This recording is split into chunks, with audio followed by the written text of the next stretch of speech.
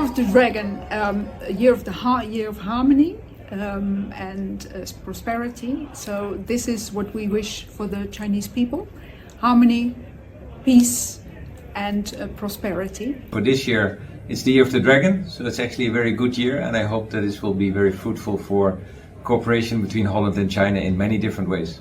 The China market has been growing, and there's still a lot of opportunities for people to go to China and actually see the opportunities that are there and start their businesses there.